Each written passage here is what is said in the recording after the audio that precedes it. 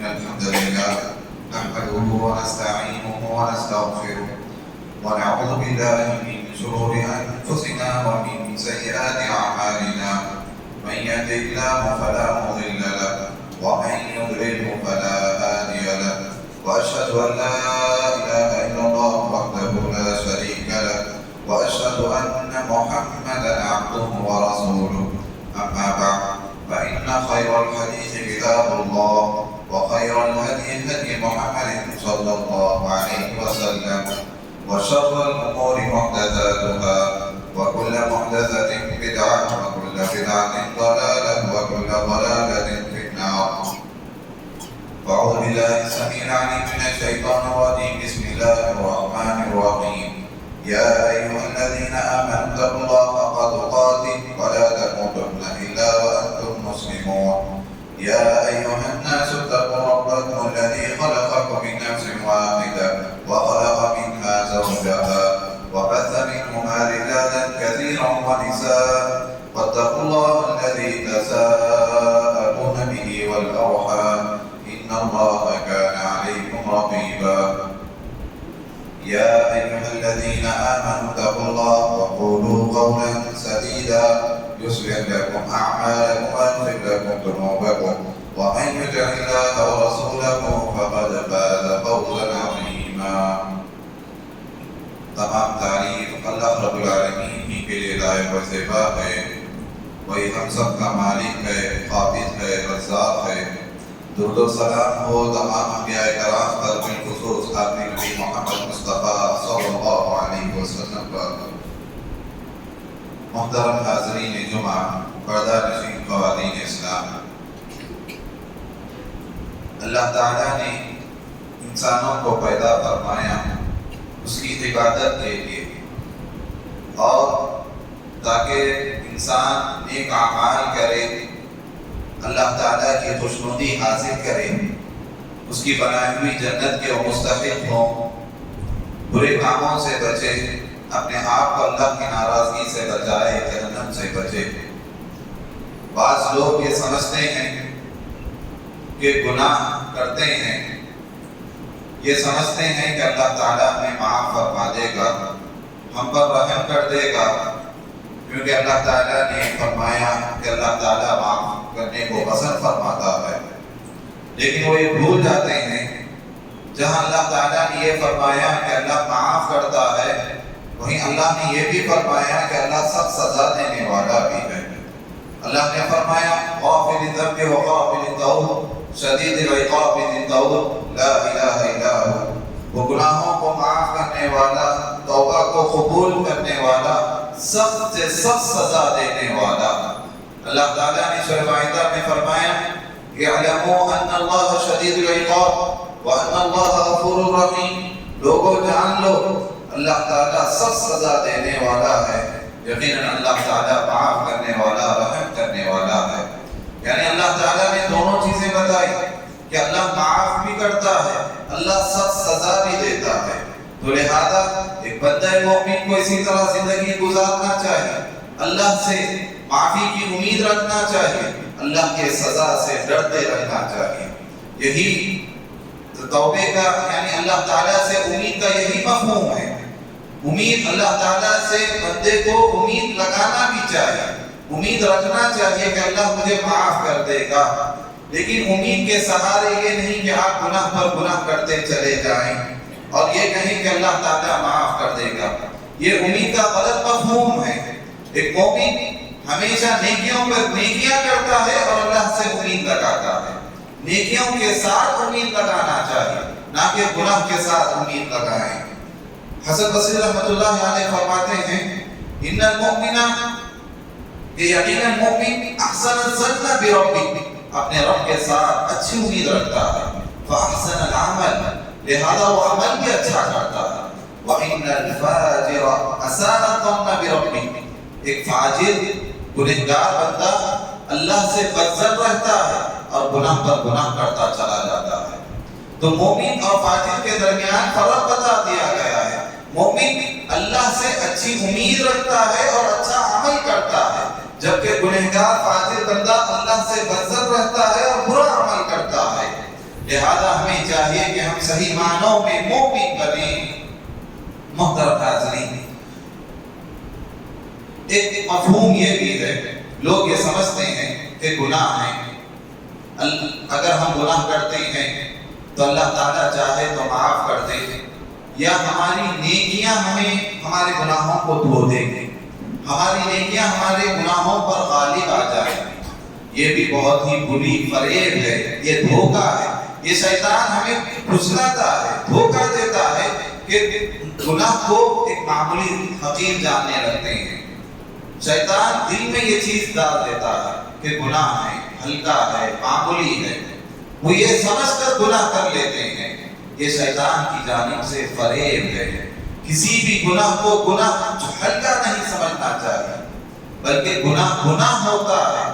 ایک مومن گناہ کو بہت ہی بڑا تصور کرتا ہے اور اس سے بچتے رہتا ہے۔ محترم حاضرین، جیسا کہ حضرت عائشہ رضی اللہ تعالی عنہا کو اللہ کے رسول صلی اللہ علیہ وسلم نے نصیحت کرتے ہوئے فرمایا، یا عائشہ ایاکی ومحقرات الذنوب فإن لها من اللہ طالبا۔ اے عائشہ، گناہوں کو حقیر ماننا جانو، اے عائشہ گناہوں کو معمولی نہ سمجھو، کیونکہ اللہ کی جانب سے اسے لکھنے والا فرشتہ مقرر ہے۔ اللہ کی جانب سے ان چیزوں کے تعلق سے بھی پوچھ ہونے والی ہے۔ اللہ کے رسول حضرت عائشہ کی نصیحت کرتے ہوئے کہہ رہے ہیں، ایاک ومحقرات الذنوب، گناہوں کو معمولی نہ سمجھو، گناہوں سے، ہر گناہ سے بچو، چاہے گناہ بڑا ہو یا چھوٹا ہو، ہر گناہ سے بچو، کیونکہ ہر گناہ لکھا جا رہا ہے۔ اللہ کی جانب سے ایک فرشتہ مقرر ہے جو اسے لکھ رہا ہے۔ یہ چھوٹے چھوٹے گناہ ہی ہوتے ہیں جو ایک انسان کو ہلاک کر کے رکھ دیتے ہیں۔ اللہ کے رسول صلی اللہ علیہ وسلم نے فرمایا، حضرت عبداللہ بن مسعود رضی اللہ تعالیٰ عنہ فرماتے ہیں، اللہ کے رسول نے فرمایا، لوگوں گناہوں سے بچو، کیونکہ جب یہ گناہ چھوٹے ایک ایک کر کے جب تمہارے نام اعمال میں جمع ہوتے ہیں تو تمہیں ہلاک کر کے رکھ دیتے ہیں۔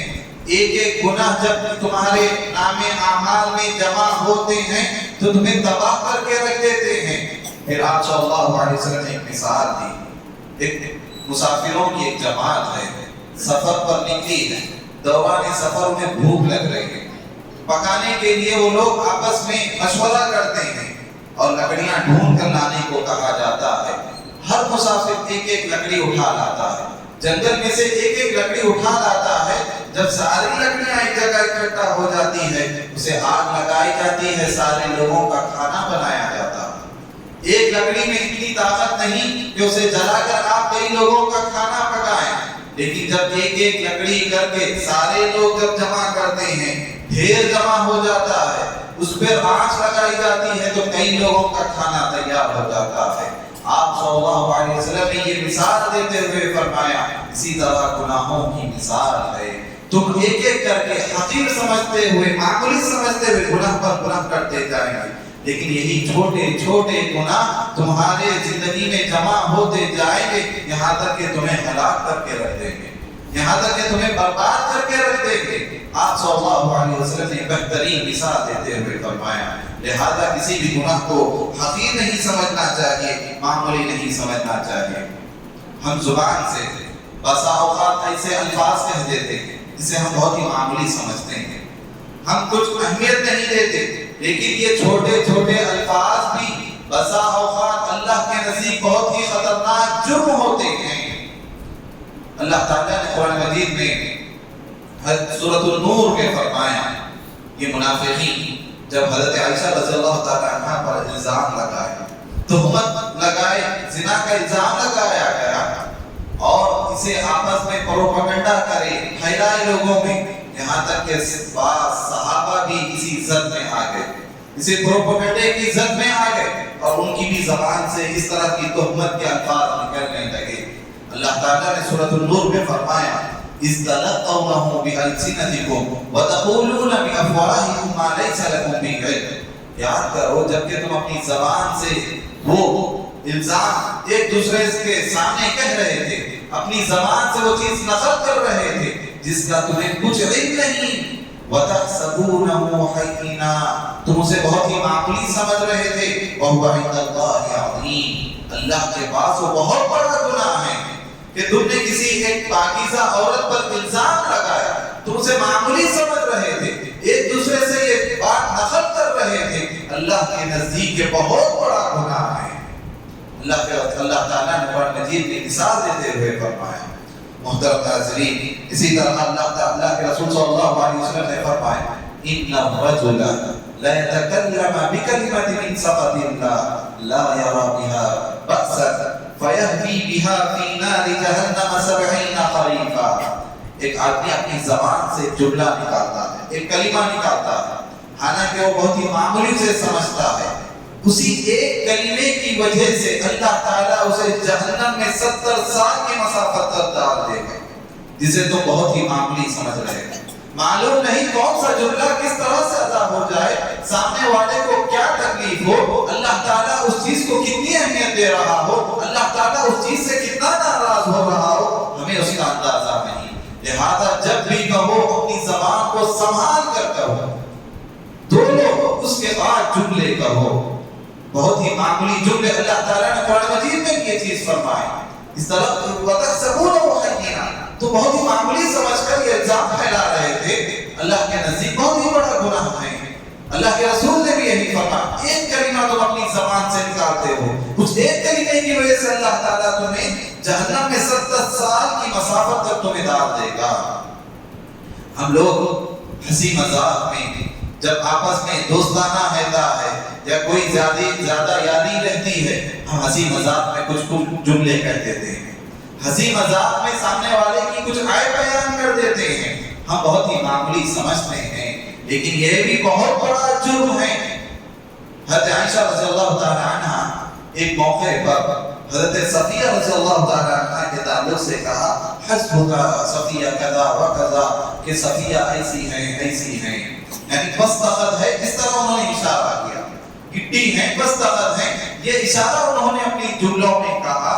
اللہ کے رسول نے جب یہ کلمہ سنا حضرت عائشہ سے، آپ نے فرمایا، یا عائشہ لقد قلت کلمۃ لو مزجت بماء البحر لمزجته، اے عائشہ تو نے ایسا جملہ کہا ہے، اگر اس جملے کو سمندر میں بھی ڈال دیا جاتا، سمندر کا سارا پانی گندا ہو جاتا۔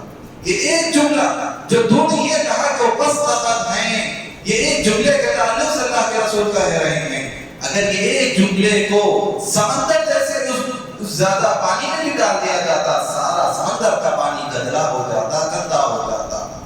آپ صلی اللہ علیہ وسلم یہ فرما رہے ہیں، ہنسی مذاق میں ہم ایسے جملے بارہا کہہ دیتے ہیں، ہمیں اس کا احساس نہیں ہو رہا ہے، ہم گناہوں کو معمولی سمجھ بیٹھے ہیں، ہم کسی کی عیب جوئی بیان کرنا، کسی کے تعلق سے غیبت کرنا، کسی پر الزام لگانا، کسی کے عیب بیان کرنا بہت ہی معمولی سمجھ رہے ہیں، حالانکہ بہت بڑا کبیرہ گناہ ہے۔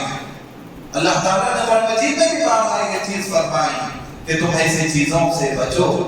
حضرت عبداللہ بن عباس رضی اللہ تعالیٰ عنہ فرماتے ہیں کہ ایک موقع پر ہم اللہ کے رسول صلی اللہ علیہ وسلم کے ساتھ گزر رہے تھے، آپ کا گزر دو خبر کے پاس سے ہوا، آپ نے فرمایا ان دو خبر والوں کو عذاب ہو رہا ہے، ان دو خبر والوں کو عذاب ہو رہا ہے۔ پھر آپ نے فرمایا کسی بڑی بات کی وجہ سے نہیں، بلکہ ان میں سے وہ تھا جو لوگوں کی چغلیاں کیا کرتا تھا، دوسرا وہ تھا جو پیشاب کے چھینٹوں سے نہیں بچتا تھا۔ آپ صلی اللہ علیہ وسلم نے معمولی چیزوں کو گنایا، چغلی کرنا، دوسری چیز پیشاب کے چھینٹوں سے نہیں بچنا، اس وجہ سے انہیں خبر میں عذاب ہو رہا ہے۔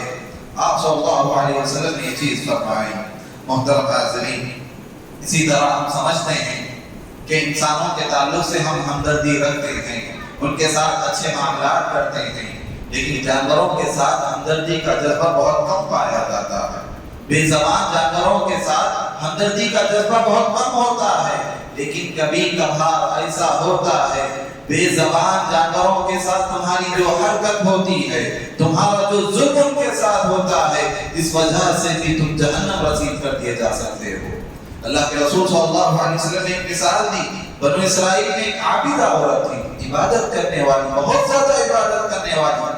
ایک غلطی اس نے کی کہ اس نے بھوکی بلی کو باندھ رکھا، جس کی وجہ سے وہ بلی مر گئی۔ اللہ تعالیٰ نے اس گناہ کی وجہ سے جہنم میں ڈال دیا۔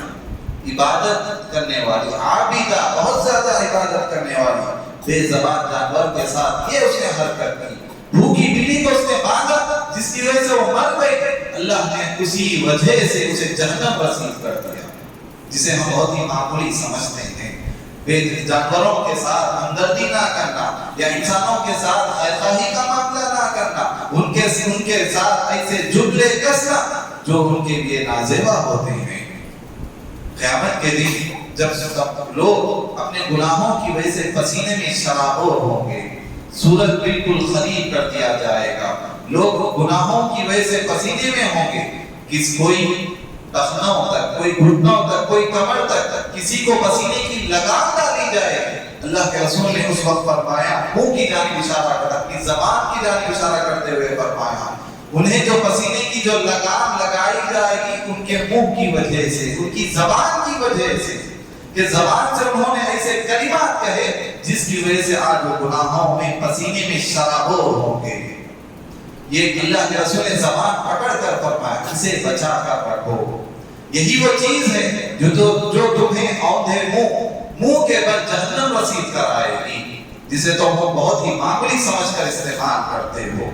محترم حاضرین، ایک مومن کو گناہوں کے تعلق سے کیا رد عمل ہونا چاہیے، کس طرح وہ سوچے کہ گناہ کیا ہے۔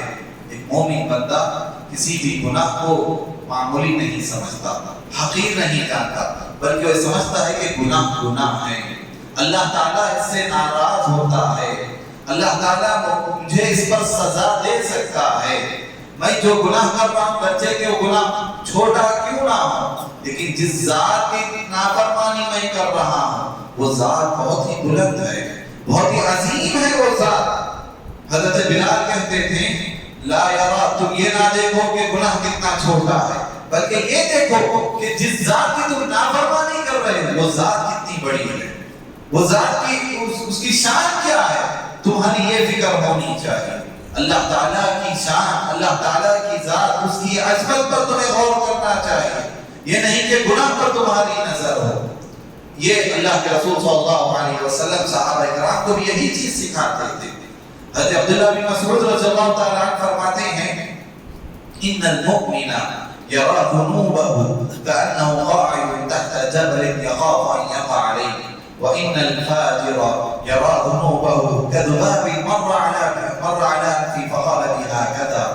عبداللہ بن مسعود رضی اللہ تعالیٰ عنہ فرماتے ہیں کہ مومن گناہ کو یہ تصور کرتا ہے وہ ایک بڑی چٹان کے نیچے بیٹھا ہوا ہے، اب تک میں وہ چٹان اس کے اوپر گر جائے گی اور اس کی ہڈیاں ٹوٹ جائے گی، وہ چکنا چور ہو جائے گا۔ مومن یہ تصور کرتا ہے، گناہ کو اس طرح کی دیکھتا ہے، جبکہ ایک فاجر گنہگار بندہ گناہ کو یہ تصور کرتا ہے کہ ایک مکھی ہے جو اس کے ناک پر بیٹھی ہے، ہاتھ کے ہلکے ساتھ اشارے سے اڑ جائے گی۔ یہ ایک فاجر گنہگار گناہ کو یہ تصور کرتا ہے، یعنی بہت ہی ہلکا وہ لیتا ہے، جبکہ مومن بہت ہی بڑا سوچتا ہے کہ گویا ایک بڑے چٹان کے نیچے بیٹھا ہوا ہے، اب تک وہ چٹان اس کے اوپر گر جائے گی۔ گناہ کو اس طرح تصور کرتا ہے، مومن کی یہ کیفیت ہوتی ہے۔ محترم حاضرین، اگر یہ کیفیت ہمارے اندر آ جائے گی، کوئی بھی گناہ ہم معمولی نہیں سمجھیں گے، ہر گناہ سے بچنے کی کوشش کریں گے، اللہ کی ناراضگی سے بچنے کی ہم کوشش کرتے رہیں گے۔ محترم حاضرین، ہمارے لیے بہترین اسوہ انبیاء کرام کی ذات، صحابہ کرام کی ذات ہے۔ اگر ہم انبیاء کرام کی زندگیوں کو دیکھیں جو اللہ کے رسول نے احادیث میں بتائی ہیں، انبیاء کرام جو کہ دنیا کے رہبر تھے، دنیا کے رہنما تھے، ان سے لغزش نہیں ہوتی، ان سے گناہ نہیں ہوتے، کبھی کبھار اگر کوئی معمولی سی بھی لغزش ہو جاتی ہے فوراً وہ توبہ کرنے والے ہوتے ہیں۔ قیامت کا دن جب ہوگا، لوگ نفسا نفسی کے عالم میں ہوں گے، لوگ پریشان ہوں گے کہ کوئی ہماری سفارش کرے، اللہ تعالیٰ آج اس قدر غضبناک ہوگا، کبھی اس کے بعد کبھی غضبناک نہیں ہوگا۔ لوگ ایسی نفسا نفسی کے عالم میں انبیاء کے پاس جائیں گے، آدم علیہ السلام کے پاس جائیں گے، جا کر کہیں گے، درخواست کریں گے کہ آپ ہمارے باپ ہو، انت ابونا و ابو البشر، آپ سارے انسانوں کے باپ ہو، آپ ہمارے باپ ہو، اللہ نے آپ کو اپنے ہاتھوں سے پیدا کیا ہے۔ خلقک اللہ بیدی ونفخ فیک من روحہ، اللہ تعالیٰ نے آپ کے اندر اپنی روح ڈالی ہے۔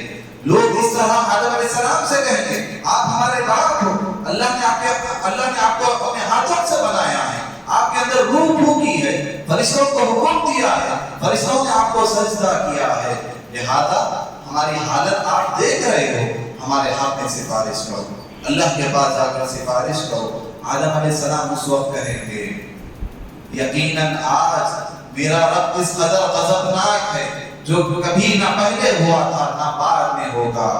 اللہ نے مجھے ایک درخت کے قریب جانے سے منع کیا تھا لیکن میں نے اس کی نافرمانی کی، لہذا آج مجھے اس گناہ کی وجہ سے خوف ہو رہا ہے، مجھے میرے پاس وہ ہمت نہیں کہ میں تمہاری سفارش کر سکوں۔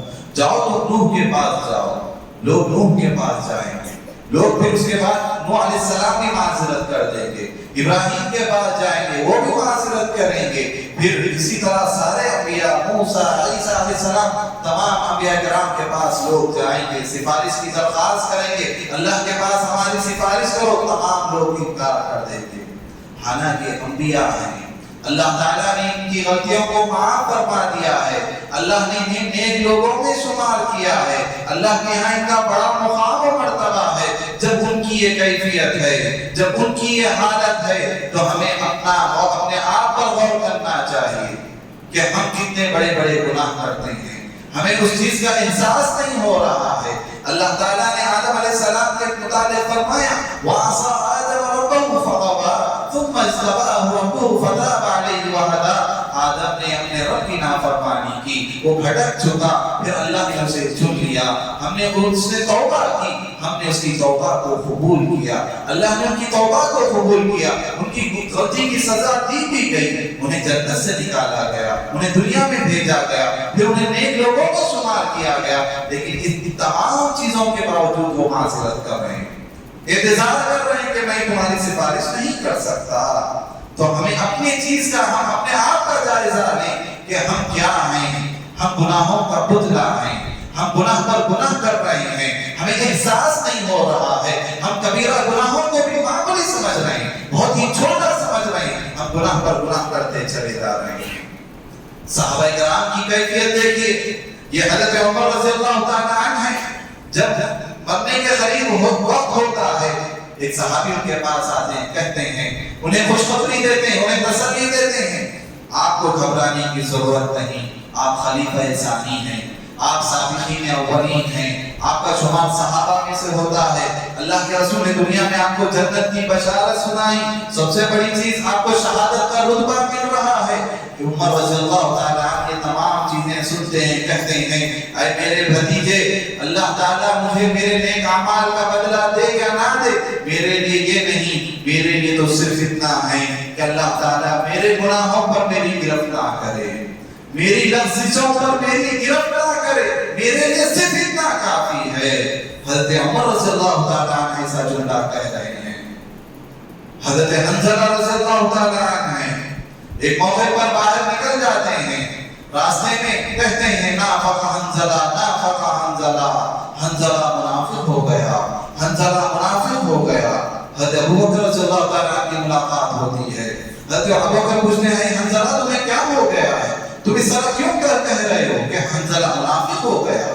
حنظلہ کہتے ہیں اے ابوبکر، میں جب اللہ کے رسول کی مجلس میں ہوتا ہوں میرے ایمان کی کیفیت ایک عجیب رہتی ہے، آپ کے دربار میں ہوتا ہوں، آپ کے اخبار سنتا ہوں، میرا ایمان تازہ ہوتا ہے، میرا ایمان بلند ہو جاتا ہے، لیکن جب میں کاروبار میں مشغول ہو جاتا ہوں، جب میں بیوی بچوں میں مشغول ہو جاتا ہوں، میری وہ کیفیت نہیں رہتی، وہ ایمانی کیفیت میری مستقر نہیں رہتی۔ تو یہ دوہری کیفیت ہو رہی ہے، اللہ کے رسول کی مجلس میں کیفیت، باہر کی مجلس میں کیفیت، لہذا یہ دوہری کیفیت کی وجہ سے میں یہ کہہ رہا ہوں کہ حنظلہ منافق ہو گیا۔ حضرت ابوبکر صدیق کہتے ہیں ایسی کیفیت تو میری بھی ہے، پھر وہ دونوں جاتے ہیں اللہ کے رسول کے پاس جاتے ہیں، جا کر اپنا ماجرا بیان کرتے ہیں کہ ہماری یہ دوہری کیفیت ہو رہی ہے۔ اللہ کے رسول فرماتے ہیں والذی نفسی بیدی، اس ذات کی قسم جس کے ہاتھ میں میری جان ہے، اس طرح کی کیفیت جب تم میرے پاس رہتے ہو جو ہوتی ہے، اگر باہر بھی تمہاری کیفیت ویسے ہی رہے تو فرشتے تم سے مصافحہ کریں گے، راستوں میں تم سے مصافحہ کریں گے، بستروں میں تم سے مصافحہ کریں گے فرشتے۔ لیکن اے حنظلہ ساعتاً ساعتاً، یہ کیفیت ہمیشہ ایسی نہیں رہتی۔ اللہ کے رسول انہیں تسلی دیتے ہیں، تم ایمان والے ہو۔ اللہ کے رسول انہیں تسلی دیتے ہیں، یہ صحابہ ہیں جو ایسی اپنے آپ پر کیسا غور کر رہے ہیں کہ ہم ایمان کی جو چیز ہے، ایمان ہے، بڑھتا بھی ہے گھٹتا بھی ہے۔ یہ اہل سنت والجماعت کا عقیدہ ہے کہ ایمان جو ہے قرآنی آیات سننے سے، تذکرے سننے سے، اللہ کے رسول کے اقوال سننے سے، قرآن مجید کی تلاوت سننے سے ایمان بڑھتا ہے اور ایمان گھٹتا بھی ہے۔ یہ کیفیت ہوتی ہے، یہ اللہ کے رسول نے خود حنظلہ کو یہ چیز فرمائی۔ لیکن بات بتانے کی یہ ہے کہ صحابہ تھے جو ایک ایک چیز پر اپنی لفظوں کو یاد کرتے تھے، کسی بھی گناہ کو معمولی نہیں سمجھتے تھے۔ ابن ابی ملیکہ فرماتے ہیں کہ میں نے 30 سے زیادہ صحابہ کرام سے ملاقات کی، ہر ایک کو اپنے تعلق سے یہی اندیشہ، یہی خوف کہ کہیں میں منافق نہ ہو جاؤں، میرے گناہ ایسے ہیں کہ کہیں میں منافق نہ ہو جاؤں۔ یہ وہ ہستیاں ہیں جو انبیاء کے بعد سب سے افضل ہستیاں ہیں، ان کی یہ کیفیت ہے، ان کی یہ حالت ہے۔ ہمیں اپنی حالتوں پر، اپنی کیفیتوں پر غور کرنا چاہیے، ہمیں اپنے گناہوں کا محاسبہ کرنا چاہیے۔ ہم ہر غلطی پر اپنے آپ پر غور کریں کہ ہم کدھر جا رہے ہیں، ہم سے کیا گناہ ہو رہے ہیں، کیا ہمارے اعمال ہیں۔ اپنا محاسبہ لیں، اپنا جائزہ لیں، کسی بھی گناہ کو معمولی نہ سمجھے۔ گناہ ہوتا ہے، مومن اسے بہت ہی بڑا تصور کرتا ہے، اس سے بچنے کی وہ کوشش کرتا ہے۔ لہذا ہماری یہی حالت ہونی چاہیے۔ اللہ تعالیٰ سے دعا ہے اللہ تعالیٰ مجھ پر آپ کو نیک عمل کرنے کی ہمیں توفیق عطا فرما۔ اللہ تعالیٰ ہمارے گناہوں کو معاف فرما۔ اللہ تعالیٰ ہمیں گناہوں سے بچنے کی ہمیں توفیق عطا فرما۔ ہمارے دلوں میں اے اللہ تو اپنا خوف تیرا تقویٰ ڈال دے۔ آمین یا رب العالمین۔ وآخر دعوانا الحمد للہ رب العالمین۔ بارک اللہ لي ولكم ولسائر المسلمين واستغفروه انه هو الغفور الرحيم۔